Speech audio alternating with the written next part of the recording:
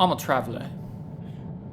A long time ago, my father took me on a plane to somewhere else, and ever since my roots have never managed to settle back into the earth from whence they came, nor into the soil they were transplanted in. I travelled, so I became a traveller. Travelling is what I do.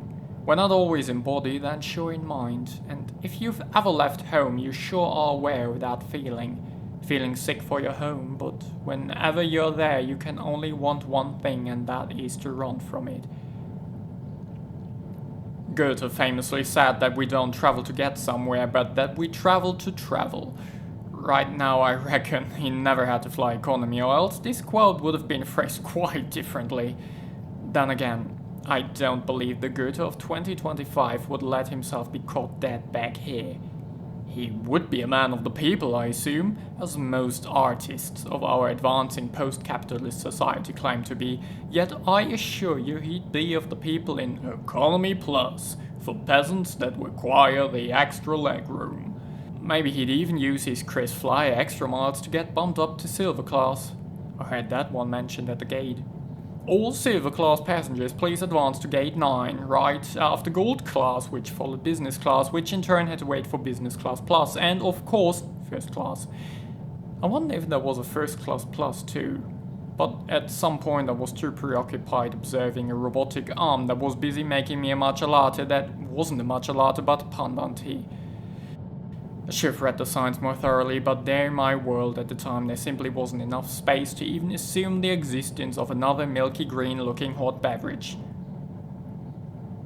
It tasted alright, though I couldn't bring myself to finish it in case I had some underlying allergies to this exotic new liquid.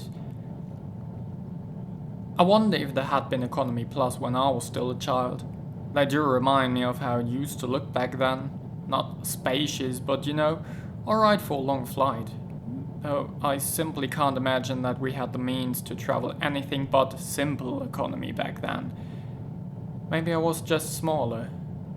Or maybe the world simply isn't as big as it used to be.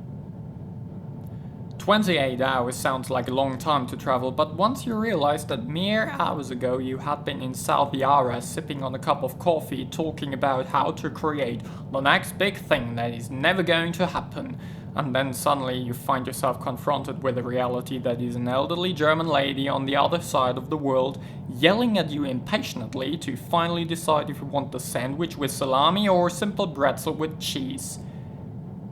I miss the kindness of the southern hemisphere. Please would someone just recommend a snack to me? But asking something like that here is simply not en vogue. We're cold people, lonely people, everyone for themselves people. Not that Australians aren't, but at least they keep a better facade. The dagger in the back compared to the gun in my face.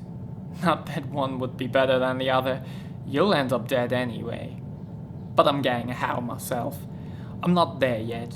I'm 1,000 feet up in the sky, and the only thing important right now is if the turbulences will cease for long enough so that the distribution of hot beverages can continue, and if the pilot will stick the landing later.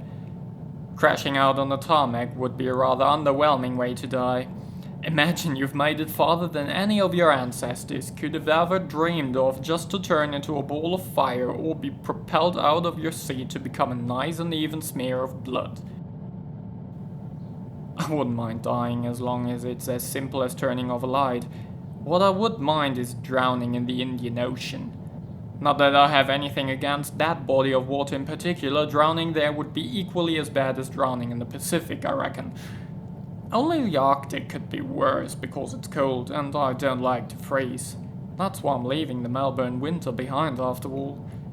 But thinking about death seems highly inappropriate when your gaze can travel over the clouds.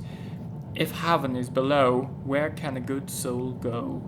And if all sinners must fall, the glorified kingdom must be full of unsolicited visitors. We sure made a mess of things. I never believed in God. But whenever the plane got shaken violently, I uttered Christ's name in vain. I don't mind dying. I don't want to die. I want to go home. I want to find a home. I want to arrive and then leave. I'm a traveller. Travelling is what I do. And if the person in front of me won't move their seat into its upright position soon, this journey will be the last I, they, and everyone else on this plane ever do.